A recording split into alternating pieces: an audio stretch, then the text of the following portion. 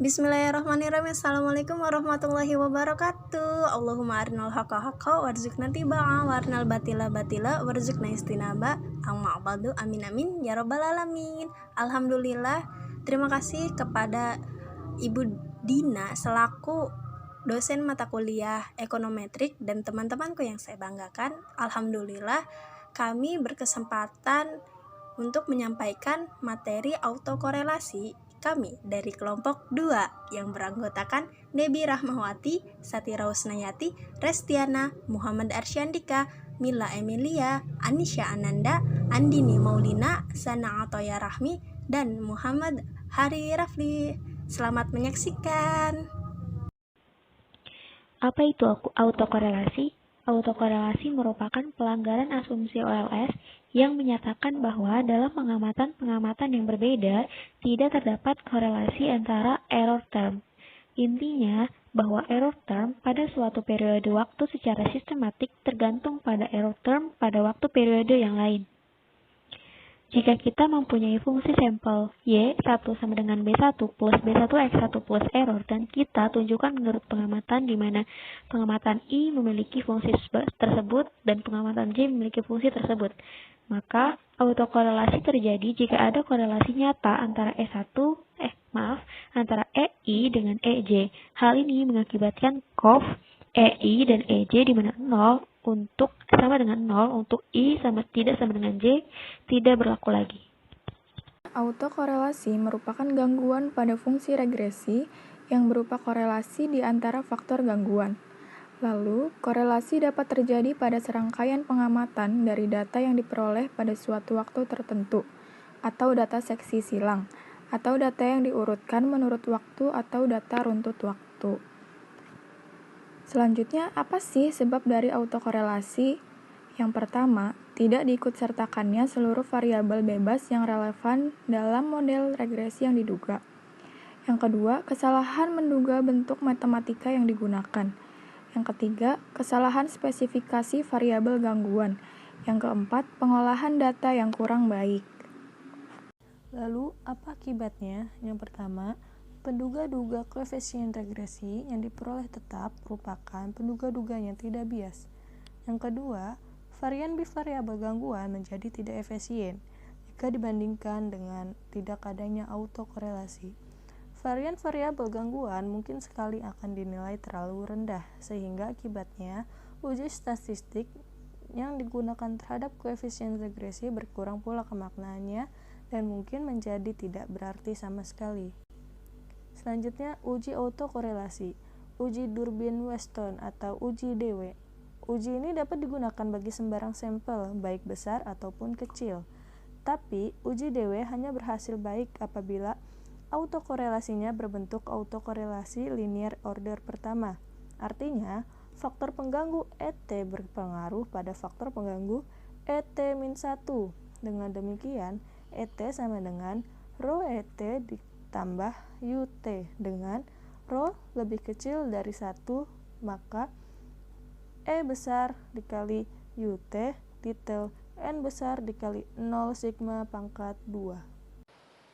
Selanjutnya ada langkah-langkah uji hipotesis. Langkah yang pertama, tentukan hipotesis nol dan alternatifnya, di mana hipotesis nol adalah variabel gangguan tidak mengandung autokorelasi, dan hipotesis alternatif adalah variabel gangguan mengandung autokorelasi. Langkah yang kedua, hitung besaran nilai statistik autokorelasi dengan rumus tersebut. Langkah yang ketiga, bandingkan nilai statistik DW dengan nilai teoretik DW sebagai berikut. Untuk rho besar dari 0, autokorelasi positif. Yang A, bila DW besar sama dengan DU dengan DF N min K min 1. K adalah banyaknya variabel bebas yang digunakan. HO diterima, jadi rho sama dengan 0, berarti tidak ada autokorelasi pada model tersebut. Yang B, bila DW kurang sama dengan DU dengan DF N min K min 1. HO ditolak, jadi rho tidak sama dengan 0, berarti ada autokorelasi positif pada model itu. Yang C, bila DL kurang dari DW kurang dari DU. Uji itu hasilnya tidak konklusif, sehingga tidak dapat ditentukan apakah ada autokorelasi pada model itu. Untuk Rho kurang dari 0 autokorelasi negatif A. Bila 4 dikurangi DW lebih dari DU, H0 diterima, jadi Rho sama dengan 0, berarti tidak ada autokorelasi pada model tersebut. B. Bila 4 dikurangi DW lebih dari DU, H0 ditolak, jadi Rho tidak sama dengan 0, berarti ada autokorelasi positif pada model tersebut. C. Bila DL kurang dari 4 dikurangi DW kurang dari DU, uji itu hasilnya tidak konklusif, sehingga tidak dapat ditentukan apakah ada autokorelasi pada model tersebut. Kemudian distribusi DW terletak di antara dua distribusi, DL dan DU. DL adalah batas bawah nilai DW, sedangkan DU adalah batas atas nilai DW. Untuk melihat adanya tidaknya autokorelasi, dapat juga digunakan ketentuan sebagai berikut. Ketika DW kurang dari 1,10, kesimpulannya adalah adanya autokorelasi. Ketika 1,10 dan 1,54 tidak ada kesimpulan. Ketika 1,55 dan 2,46 tidak adanya autokorelasi. Kemudian di ketika 2,46 dan 2,90 tidak ada kesimpulan. Dan ketika lebih dari 2,91 adanya autokorelasi. Kemudian bagaimana cara menanggulanginya? Pertama ialah mentransformasi model ke dalam bentuk persamaan umum, sehingga diharapkan akan diperoleh varian pengganggu yang tidak ada autokorelasi. Kemudian jika model penduga, ya ini rumusnya bisa dilihat sebagai berikut. Kemudian bentuk autokorelasinya, rumusnya bisa dilihat sebagai berikut. Maka berlaku model yang mana rumusnya bisa dilihat sebagai berikut, ataupun sebagai ini, rumusnya bisa dilihat sebagai berikut.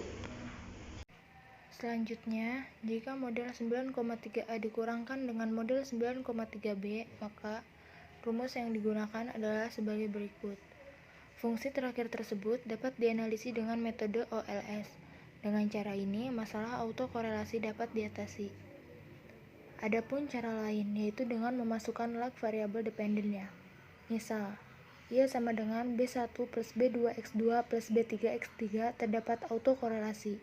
Maka, masukkan lag variabel dependennya sehingga Y sama dengan B1 plus B2 X2 plus B3 X3 plus B3 X3 plus B4 YT minus 1. Sekian, terima kasih.